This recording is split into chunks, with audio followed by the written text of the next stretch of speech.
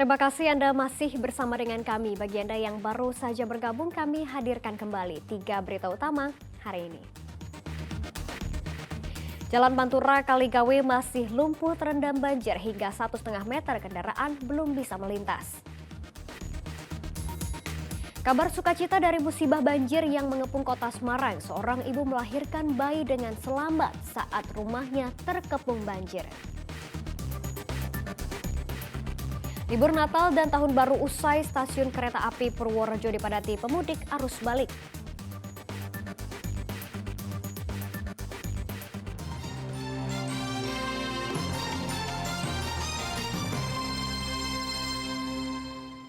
Banjir tidak hanya mengepung kota Semarang, melainkan juga sejumlah wilayah kota dan kabupaten. Bahkan di Kabupaten Pati dan Kudus, banjir menelan korban jiwa.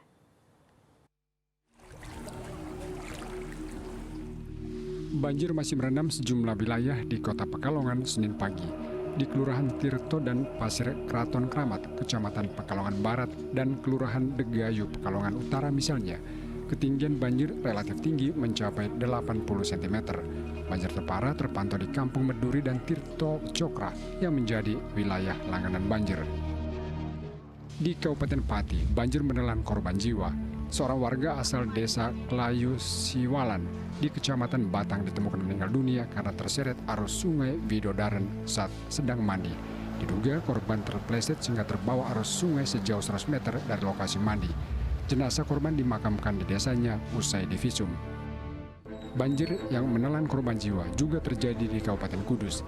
3 pemuda asal desa Bulu Cangkring, Kecamatan Jekulo tenggelam akibat perahu tenggelam.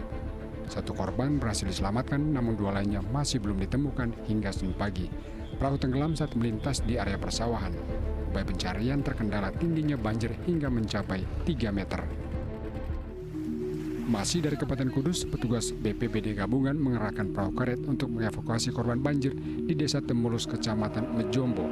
Banjir menerjang desa ini dengan ketinggian mencapai 1 meter.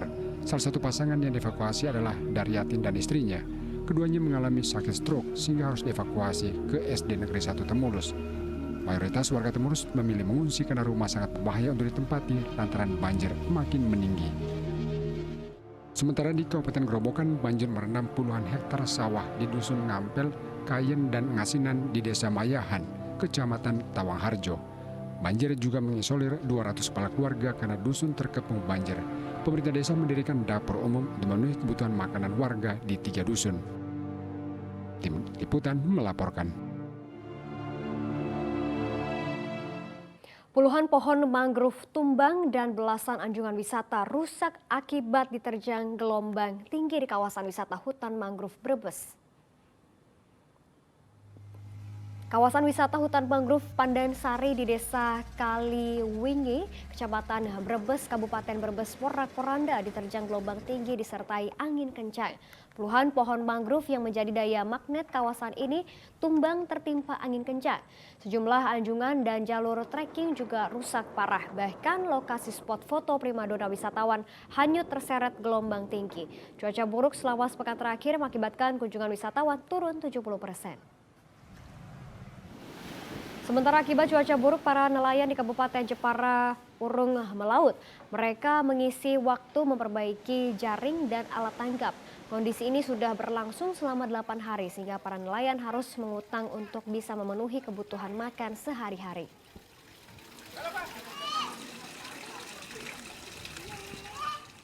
Informasi lainnya untuk Anda, Bupati Grobogan memarahi Kepala Desa Mayahan lantaran tidak menyediakan dapur umum untuk korban banjir. Diketahui lebih dari 200 kepala keluarga mengungsi karena banjir nyaris 2 meter. Sama perangkat desa nih Pak Camat. Jangan seperti itulah, lamban ini. Bupati Grobogan Sri Sumarni memarahi Kepala Desa Mayahan saat memantau kondisi pengungsian korban banjir. Bupati heran lantaran tak ada dapur umum untuk korban banjir di Desa Mayahan. Bupati meminta Kades untuk gerak cepat menyediakan fasilitas di pengungsian sehingga tidak menambah penderitaan warga. Gerak cepat kepala desanya. Kalau ini Bukades ini tadi ya agak saya marahi sedikit lah. Nggak apa-apa ya Bukades ya. Dan ini juga ditunggu sama masyarakat supaya masyarakatnya itu sudah beban banjir seperti ini supaya tidak kelaparan Bukades. Dan ini Usai memantau tempat pengungsian, Bupati melihat kondisi banjir di Desa Mayahan. Banjir setinggi 1,7 meter membuat 200 kepala keluarga harus mengungsi. Bahkan aktivitas kegiatan belajar mengajar juga terganggu. Seperti di SD Negeri 1 Karanganyar, Purwodadi, banjir setinggi 1 meter membuat pihak sekolah harus meliburkan siswa. Arif Nur melaporkan dari Kabupaten Grobogan. Ratusan warga Kabupaten Kudus juga mengungsi lantaran banjir semakin tinggi. Tercatat 17 desa terendam banjir. Desa Jatiwetan, Kabupaten Kudus tergenang banjir setinggi 1 meter. Akibatnya warga terpaksa mengungsi di kantor desa. Tercatat ada 233 jiwa yang mengungsi. Mayoritas adalah anak-anak, perempuan, dan lansia. Sudah 2 hari lamanya mereka tinggal di tempat ini. Udah 2 harinan. Tingginya sampai berapa Bu di sana Bu? Pertama sedengkul. Terus terakhir